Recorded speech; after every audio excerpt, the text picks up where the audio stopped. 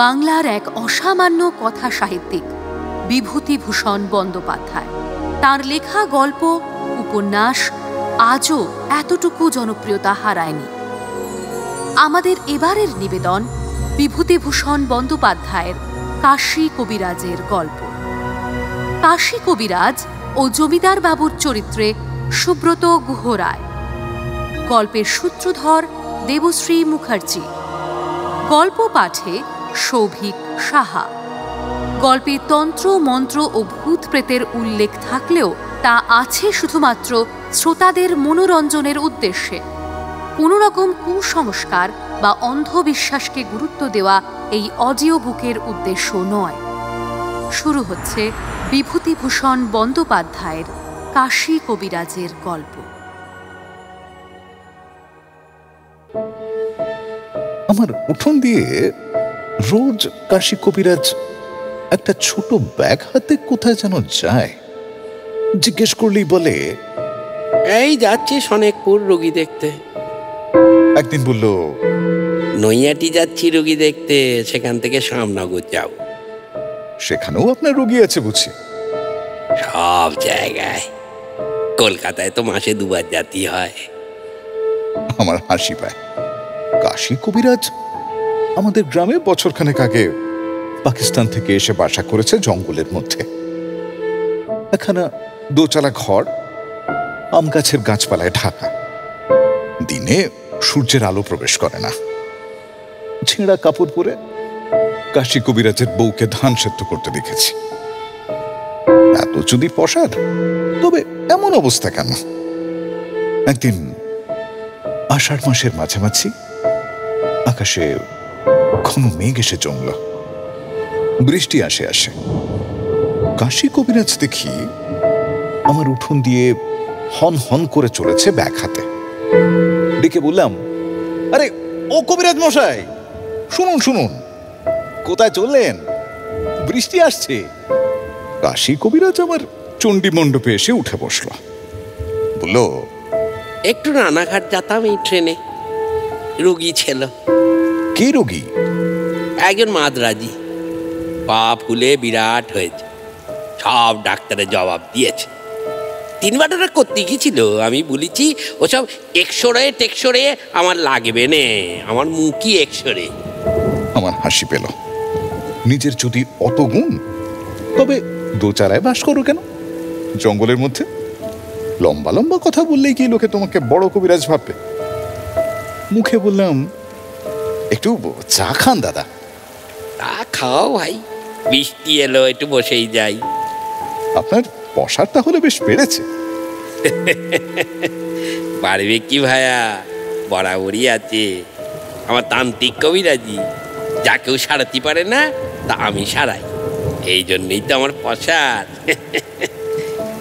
বটে। তোমরা ইংরেজি লেখাপড়া জানো কি না? সমস্ত অবিশ্বাস করো জানি। ভূত মানো? এই রে, ভূত প্রেতে এসে পৌঁছলো। কাশীনাথ কবিরাজ অনেক কিছু জানে দেখছি। বললাম, যদি বলি মানি না? তা তো বলবেই। ইংরেজি পড়াতে তোমাদের ইয়কালো গিয়েছে, পরকালো গিয়েছে। রাগ করো না ভাইয়া, যা সত্যি তাই বললেন। চাইছে তাইলে একটা গপ্প শোনা বলি, আমার নিজের চোখই দেখা। খুব বৃষ্টি এসে পড়ল। চারিদিক অন্ধকার করে এলো। কাশীনাথ কবিরাজ তার গল্প আরম্ভ করল। কাশীনাথ কবিরাজ তান্ত্রিক মতে চিকিৎসা করে বলে অনেক দূর দূর থেকে তার নাকি ডাক আসে। আজ বছর 10 আগে হরিহরপুরের জমিদার শিবচন্দ্র মুখুজ্জের বাড়ি, তার ছেলের চিকিৎসার জন্য কাশীনাথের ডাক এলো। আমি বললাম, আগে কখনো সেখানে গিয়েছিলেন আপনি? নাম জানতেন? আমাদের ওদেশে হরিহরপুরের জমিদারের নাম তো খুব প্রসিদ্ধি। যখন গিয়ে পৌঁছলেন তখন বেলা কত? এই সন্ধ্যের একটু আগে। তারপর শোনো। কাশীনাথ বাড়ি দেখে অবাক হয়ে গেল। সেখানে নাম করা জমিদার, মস্ত বড় দেউড়ি, 2-3 মহলা বাড়ি, দেউড়ির পাশে বৈঠকখানা ঘর, তার পাশে একটা বড় বারান্দা, ওদিকে ঠাকুর দালান, বাইরের রাসমঞ্চ, দোলমঞ্চ। তবে এসবই ভগ্ন প্রায়, আগেকার সমৃদ্ধি ঘোষণা করে দাঁড়িয়ে আছে মাত্র। বড় বড় বট অশ্বত্থের গাছ গজিয়েছে বাড়ির গায়ে। মন্দিরের চূড়ার ফাটলে বুনো শালিখের গর্ত, কাঠবেড়ালির বাসা, সামনে একটা আধমজা দিঘি পানায় ভর্তি। সন্ধ্যের কিছু আগে সেই মস্ত বড় পুরনো ভাঙা বাড়ি থেকে আমার মনে কেমন এক অপূর্ব ভাব হলো। কি ভাব? সে তো মানে বলতে পারি না ভায়া, ভয়ও না আনন্দও না, এই কেমন যেন মনে হলো এবার অপয়া বাড়ি, এ ভিটেতে পানা দেয়া ভালো আমার পক্ষে। তোমার হবে না, কিন্তু আমার এরকম হয় বাবু, এমনি এমনি হয়। আরো দু একবার হয়েছে আপনি, কিন্তু সে কথা তো এখন আনবার দরকার নেই। তবে বলি, শোনো না, শোনো শোনো। তারপর কাশী কবিরাজ সেখানে গিয়ে রোগী দেখল। 10 বছর বয়সের একটি ছেলের টাইফয়েড, খুব কঠিন অবস্থা। আমি গিয়ে তান্ত্রিক প্রণালী মতে তাকে ঝাড়ফুঁক করে শেকড় বাকড়ের ওষুধ বেটে খাওয়ালু। রোগী একটু সুস্থ হয়ে উঠল। অনেক রাত্রে খাওয়া দাওয়া ছেড়ে দেউড়ির পাশে বৈঠকখানা ঘরে এসে দেখল সেখানে আমার জন্য বিছানা তৈরি। খুব ভালো বিছানা, দামি নেটের মশারি, কাঁচার গেলাসে জল টাকা আছে, ডিবের বাটিতে পান, সব ব্যবস্থা অতি পরিপাটি। আমি বললাম, বড় লোকের বাড়ির বন্দোবস্ত হাজার হোক, বনেদি ঘর তো, যতই অবস্থা খারাপ হোক পুরনো চাল চলন যাবে কোথায়। তারপর বেশিক্ষণ শুইনি, এমন সময় দেখলুম ঘোমটা পড়া একটা বউ হনন করে মাঠের দিক থেকে এসে দেউড়ির মধ্যে দিয়ে জমিদার বাড়ি ঢুকতেছে। খুব আশ্চর্য হয়ে গেলুম, অত রাতি বাইরের মাঠ থেকে এসে বাড়ি ঢুকলো কে? ভদ্রলোকের ঘরে সুন্দরী বউ বলি তো মনে হলো। যতটুকু ডেকেছি তা থেকেই বলি, আমি এসেছি কবিরাজি করতে, অত শত খোঁজে আমার কি দরকার? যে যা ভালো বোঝে করুক। রাত তখন কত? রাত 1টা তো কম নয়, বরং বেশি। যেদিক থেকে এলো সেদিকে কোনো লোকালয় নেই? নাম সে ফাঁকা মাঠ অনেকখানি পর্যন্ত, তারপর কোদালে নদী। কোদালে নদীতে গরমকালে তো জল থাকে না, হেঁটে পার হওয়া যায়। তার ওপারে বলরামপুর গ্রাম। আপনি কি করে বুঝলেন যে ভদ্রবংশের মেয়ে? হাত পায়ে যতটুকু খোলা, ধপ ধপে ফর্সা, জ্যোৎস্না রাত, আমি দিব্যি টের পাচ্ছি। মুখখানি অবশ্যই ঘোমটায় ঢাকা ছিল। কোনো দিকে নাচে হনন করে বাড়ির মধ্যে ঢুকে গেল। তুমি তো জানো আমি নির্বিরোধী ভালো মানুষ লোক। জলের গ্লাসটি তুলে খানিকটি জল খেয়ে শুয়ে পড়ল। নানা চিন্তায় ঘুম আর কিছুতেই আসে না। বিছানায় শুয়ে এপাশ ওপাশ। লোকে বাড়িতে চিকিৎসক ডাকে ঘুমোবার জন্য তো নয়। আমি অভিজ্ঞ লোক, আমার দায়িত্ববোধ অনেক। সে অবস্থায় আমার চোখে ঘুম আসে কি করে? কিছুক্ষণ পরে হঠাৎ দেখি সেই বউটি তার পাশে দেউড়ি দিয়ে আবার বার হয়ে যাচ্ছে। বিছানা ছেড়ে আমি তড়াক করে উঠলুম। বউটি তখন ওই মাঠের দিকে চলে চলে যাচ্ছে দূরে। জোছনায় তার সাদা কাপড় দূর থেকে স্পষ্ট দেখা যাচ্ছে। মাঠের দিকে চলে গেল একা? একদম একা, আর অত রাত। আপনি কি ভাবলেন? আমার আর কি মনে হবে মশাই, একেবারে অবাক। এত রাতে একটি সুন্দরী মেয়ে এমন ভাবে যে নির্জন মাঠের দিকে চলে যেতে পারে, কথা তো কখনো দেখিনি। আমি তো 7-5 ভাবতেছি, এমন সময় বাড়ির মধ্যে থেকে একজন ছুটি এসে বলল, আরে শিগগির আসুন কবিরাজ মশাই, রোগী কেমন করতেছে। আমি গিয়ে দেখি রোগীর অবস্থা সত্যই খারাপ, কিন্তু হঠাৎ এত খারাপ হওয়ার কথা তো নয়। যা হোক, তখনকার মতো ব্যবস্থা করতে হলো। অনেকক্ষণ খাটুনির পর রোগী খানিকটা সামনে উঠল। তখন আবার এসে বাড়ির দেউড়ির ঘরে শুয়ে। পরের দিন থেকে রোগীর অবস্থা ক্রমশ ভালোর দিকে চল। জমিদার বাবুর মনও ভালো হয়ে গেল। প্রথম দিন তো খুব মুশড়ে পড়েছিলেন। আমার সঙ্গে বসে দুপুরের পর খানিকক্ষণ পাশাও খেললেন। তারপর আমাকে ওই দিঘিতে মাছ ধরার জন্য নেমন্তন্ন করলেন। খাওয়ার ব্যবস্থা খুব ভালো ছিল। দুপুরবেলা মাছের মুড়ো, দই, দুধ, সন্দেশ। আমি তো খুব খুশি, জমিদার বাবুও খুব আনন্দ পেয়েছেন। কিন্তু সেই রাত্রিরই একটা আশ্চর্য ঘটনা ঘটল। এই ধরনের ব্যাপার আমি কবিরাজ জীবনে কোনোদিন কল্পনাও করতে পারিনি। রোগীর অবস্থা ভালো থাকায় সেদিন আর বেশি খাটুনি ছিল না।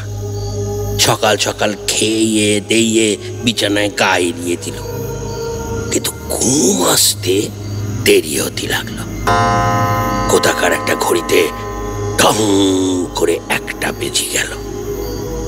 ঠিক সেই সময় দেখলুম সেই ঘোমটা পরা বউটি দেউড়ি দিয়ে ঢুকি অন্দরের দিকে চলিতেছি।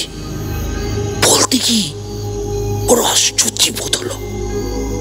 কি সাহস মেয়েটির! এত রাতে মাঠের মধ্যে দিয়ে চলে আসতে ভয়ও কি করে না? মিনিট 15 কেটে গেল, ওই কি বড় জোর 20 মিনিট। তারপর আমাকে অবাক করি সেই বউটি আমার ঘরে এসে ঢুকলো। আপনার ঘরে? এক্কেরে আমার সামনে। ঘরে আলো ছিল? বাড়িতে রোগী থাকার দরুন আমার ঘরে সারা রাতে একটা হারিকেন জ্বলছিল। ঘরে ঢুকি মেয়েটি মুখের ঘোমটা অনেকখানি তুলি আমার দিকে চাইল। বেশ সুন্দরী মহিলা, দেখলে সম্ভ্রম হয় এমনই চেহারা। আমাকে বলল, তুমি এখানে থেকো না, চলে যাও এখান থেকে। আমি অবাক হয়ে তার মুখের দিকে চেয়ে বললুম, আপনি কে মা? আমি যেই হই, তুমি এখান থেকে যাবে কি না? মা, আমি একজন চিকিৎসক, রোগী দেখতে এসেছি। তুমি এ রোগী বাঁচাতে পারবে না। আমার কাজ না সেরে আমি কি করে যাব? তুমি এ রোগীকে বাঁচাতে পারবে না। কাল সকালে তুমি চলে যেও এখান থেকে। মা, আপনি কি করে জানলেন রোগী বাঁচবে না? আমি ওর মা। ওর সৎ মা ওকে খুব কষ্ট দিচ্ছে। সে কষ্ট আমি দেখতে পারছি না। আমি ওকে নিয়ে চলে যেতে এসেছি। নিয়ে আমি যাব, তুমি তাকে কিছুতেই রাখতে পারবে না। আপনি কোথায় থাকেন? আমি মারা যাবার পরে আজ 4 বছর হলো ওর বাবা বিয়ে করেছে। আমার সেই সতীন ওকে বড় যন্ত্রণা দিচ্ছে। আমি সেখানে শান্তিতে থাকতে পারি না। খোকা আপন মনে কাঁদে, আমি শুনতে পাই। তুমি কেন অপযশ কুড়োবে? ঘরের ছেলে, ঘরে ফিরে যাও। শুনে আমার সমস্ত শরীর হিম হয়ে গেল। কি ঘটছে, কি দেখছি, কোনো কুল কিনারা করতে পারছি না। তবু হাত জোর করে বললুম, মা, একটা কথা। আমি জমিদার বাবু মানে আপনার স্বামীকে সব বলি। তিনি তার ছেলেটিকে বড় ভালোবাসেন। ছেলেটিকে আপনি নিয়ে গেলে তার কি অবস্থা হবে সেটা তো আপনার বিবেচনা করা উচিত। তার এ পক্ষের ছেলে মেয়ে হবে, তাদের নিয়েই থাকবেন। না না না না, ও কথা বলবেন না মা। আপনি তার কথা চিন্তা না করলে কে চিন্তা করবে? সব দিকটা বুঝুন, তার কথা তো ভাবতেই হবে আপনাকে। আমি আজই সব বলছি তাকে খুলে। যদি তিনি তার এ পক্ষের স্ত্রীকে বলে ছেলেটির উপর অত্যাচার নিবারণ করতে পারেন, তবে আপনি আমারে কথা দিন ছেলেটিকে আপনি নিয়ে যাবেন না। আমি একবার সে চেষ্টা করি মা। বউটি তখন বললেন, বেশ, করো, করেই দেখো। বলেই সেই মূর্তি অদৃশ্য হলো না। ঘর থেকে বার হয়ে দেউড়ি দিয়ে মাঠের দিকে চলে গিয়ে নিশীথ রাত্রি শুভ্র জ্যোৎস্নায় কুয়াশায় মিলিয়ে গেল। বলেন কি? হ্যাঁ মশাই। আচ্ছা, এই মূর্তির কোনো অংশ অস্পষ্ট নয়? দিব্যি মানুষের মতো, কোনো অস্বাভাবিকত্ব নেই কোথাও। কথাবার্তা বললুম, আমার কোনো ভয় হলো নি। একজন ভদ্রমহিলার সঙ্গে কথা বলছি তেমনই মনে হলো।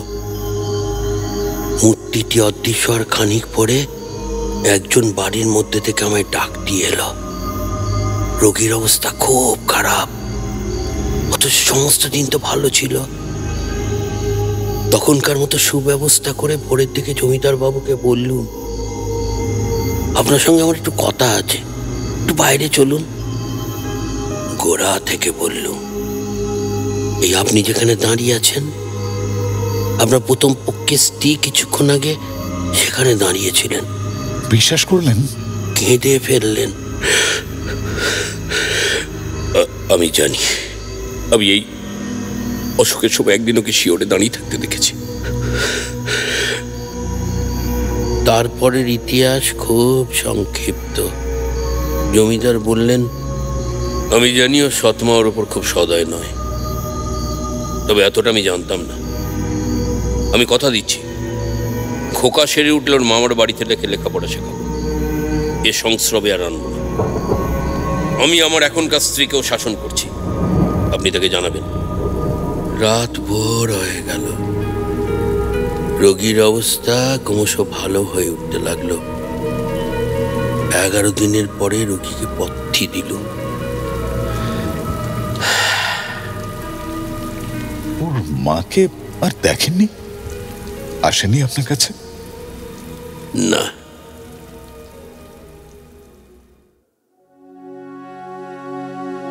শুনলেন বিভূতিভূষণ বন্দ্যোপাধ্যায়ের কাশী কবিরাজের গল্প। কাশী কবিরাজ ও জমিদার বাবুর চরিত্রে সুব্রত গুহরায়, জমিদারের স্ত্রীর চরিত্রে দেবশ্রী মুখার্জি, শব্দগ্রহণ সুরজিৎ গাঙ্গুলি, আবহ ও শব্দ নিয়ন্ত্রণ অরিজিৎ পাল, পোস্টার ডিজাইন চয়ন মণ্ডল, গল্প পাঠে জমিদার বাবুর বাড়ির লোকের চরিত্রে ও সমগ্র পরিচালনায় সৌভিক সাহা। এমন আরও অনেক গল্প রয়েছে ক্লিক অ্যাপে। দেখুন, শুনুন, সঙ্গে থাকুন।